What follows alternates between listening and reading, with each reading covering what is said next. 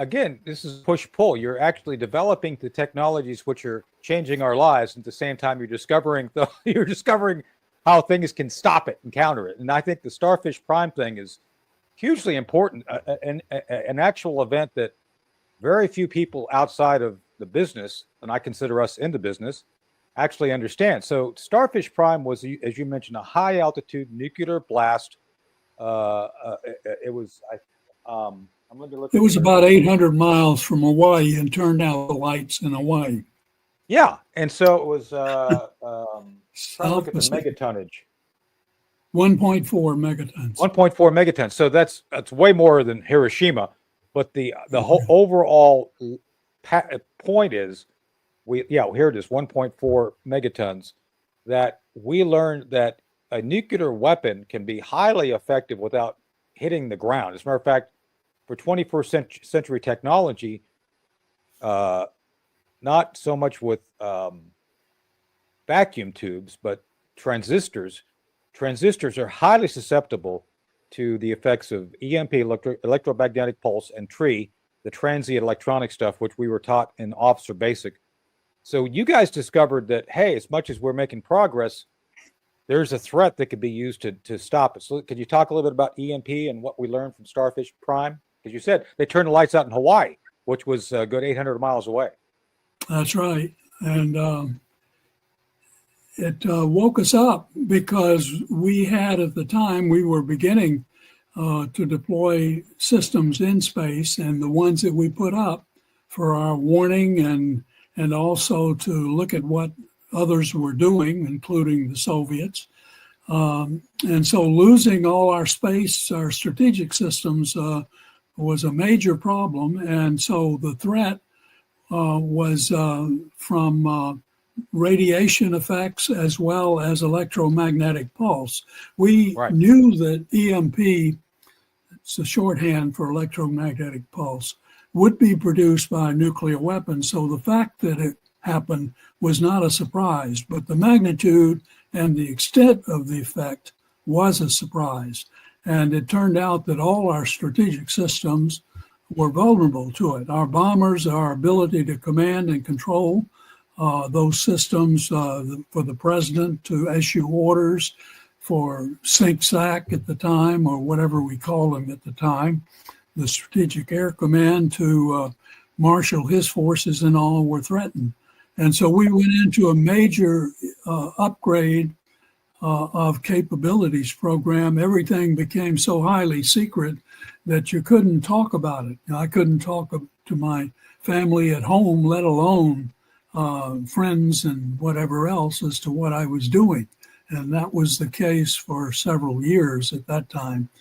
I think books had been written about it by now, but at the time, and then we tested, we built something called a trestle that we actually put the B-52 on and tested it to figure out what the vulnerabilities were and how to deal with it, as well as our communications aircraft, and even the programs that were used to back up the activities out in Omaha, Nebraska, because we were concerned about everything being vulnerable. And I can tell you it was. Minuteman, which we were deploying at the same time that we learned this, and we were upgrading it as we were, the ones that were out there, as we were trying to fix the ones going in.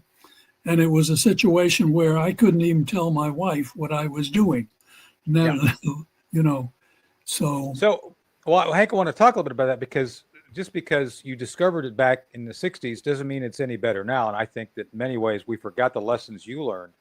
There's a book that I was just talking to Chris about. I was talking about the author. Bill Forston wrote a book 1 second after, 1 year after. He's written a number of books, and basically he's done a fictional accounting of what would happen to society. And I think I'm not putting too fine a point on this, is that we still have major vulnerabilities within our own power grid that you and I continue to work.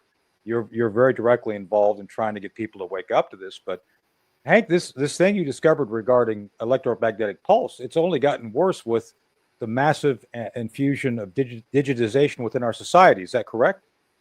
Yes, and we are stupidly ignoring the problem when it comes to our electric grid, Yeah. and that's, I mean, that we dealt with the issue, as I said, in the 60s and 70s in fixing our strategic systems, but we didn't deal with the issue when it came to our, our home life. And Yeah. without electricity, just imagine what it would be like. Bill Fortune's book should be read by everybody. It was a fictional account, but of a very real location. And he wrote it about what would happen to the people where he lived up Yeah. in North Carolina if we had such an event. And, automobiles didn't work, the well water didn't work. And, water is next to air the most important thing. You can do without air for, a minute or so. You can do without water for, several days. You can do without food for a month. Yeah. 30, people have done that. So, and we don't pay attention to protecting the critical infrastructure that we need for survival. Yeah. And let alone the things we buy at stores and where we depend on commerce delivering it, whether it come by train or bus or truck or whatever. And so the worst of all is the electric grid, as far as I'm concerned. And some people think they're dealing with it when they say we're going to build new power plants and so on to build up the power we need, and that's fine as far as it goes. But the power plant and the high voltage transmission lines don't deliver electricity to your home. And the electricity comes to your home by way of these humongous transformers that are so big that in some cases you can't get through underpasses on the highways or the trainways to move them. And we're buying, I think there's close to 600 of them recently bought from China now in our grid. And they're potentially vulnerable to cyber attacks. You don't need a nuclear attack if you can to attack many of our important systems with cyber. Oh yeah, no, I've written an outline of a sequel to my book, The Last Line. Jim Woolsey and I were looking at doing that eventually, maybe. But yeah, that's the very thing we focus on is the grid. But let's continue with this conversation because I do want to come back to this after we go through some more history. So as we moved on through your career, Hank, there's some other key areas which I think we need to talk about, which again are coming back up. One of the things which President Trump did his first term, and you and I had some input in via the chairman of the Joint Chiefs, Joe Dunford, was the creation of Space Force. Now, why do we have a Space Force? Well, I would argue we have a Space Force because of some of the things you guys were doing with anti-ballistic missiles, with areas of interest relating to satellites, because you just talked about Telstar. We had several manned missions to the moon. We then had the space shuttle. We started developing a wide range, a constellation, if you will, of satellites. So tell us a bit about why it became so important to preserve and protect that infrastructure, as well as trying to create something to protect the homeland, the anti-ballistic missile defense, the treaty you guys came up with, and what happened on all that in the 70s. Well, you sort of covered it, Tony. We depend on these systems, and both in the military and in the private sector, and they're vulnerable. I mean, that's just the fact. Yeah. And so the issue is how do you get the powers that be to address them? And it turns out that our bureaucratic order is screwed up. Many years ago, when I was a boy, there was something called the Rural Electrical Association, the REA, and it provided electricity and actually supported the work of installing telephone lines, which were owned by, in my home, by ourselves and our neighbors and party lines in those days. And we evolved out of that before the transistor was invented, roughly in the 1960s as well, into a network of systems. Now, the REA was the power source for rural America, which produces our food, okay?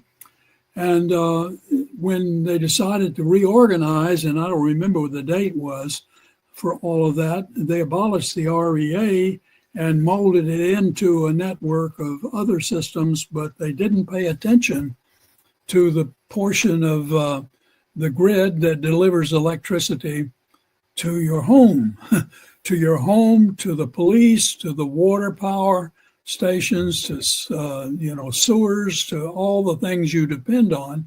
That's called the distribution grid. And the thing that is regulated federally and not dealt with at all by the feds is, that is only dealt with by the feds, is the what's called the bulk power grid, which is the power source and the high voltage transmission lines, 100 kilovolts, whatever, and those go through these humongous transformers down to a small percentage of that, and then they're converted as they come into your home to 110 volts or whatever. Yeah. Well, that portion of the grid is not at all regulated by the feds, and every state, to the degree it's done, deals with it in some different way, and there's no organization to pull that together. Here in South Carolina, I've been trying to work with this, and there are a bunch of commissioners which meet with something called NARUC, which is a national assembly of these commissioners. And the folks from my state, I think there's one engineer among a bunch of lawyers, and all they really worry about is setting the rates for your electricity at home. They don't worry about whether you get electricity or not. Maybe they do, but not in any sensible way. There's only one place in the nation that I know is dealing with this issue correctly, and that's in San Antonio, Texas. And it comes because of a general officer there who was with the training activities that go on in the Air Force. And he got the local people all together to put together both the distribution grid as well as the bulk power grid. And so they're protecting their local grid. But even the state of Texas, even though that's where it is not dealing effectively with this issue. There's a state senator there named by Bob Hall. He's a graduate of the Citadel here in South Carolina. And Bob now, I think, is in his 6th or 7th try to get legislation through Texas to deal just with their grid, even though, they had a storm a year and a half ago that shut everything down for a week or so. Well, what happened? They know what happens in a week or so, and it's bad news. If it were indefinitely, a month or so, people would die. Right. And it's not any joke about that. So even I see that's the thing. Let me address that a little bit because, I'm an elected official here in North Carolina. I have things I got to go do as soon as we're done with the interview. So one of the things I've noticed that I didn't even know because it happened long before I got here, the city and county, city of Edenton, the county of Chowan, invested in a nuclear power plant. That is to say, they put money up front to say, we're buying in.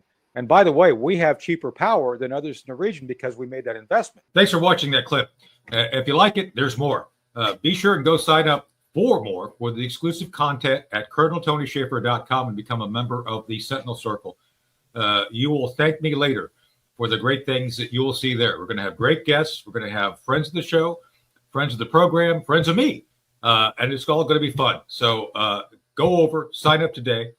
You'll be very happy that you did it. And we'll have fun together. Tony Shaffer, ColonelTonyShaffer.com. See you there.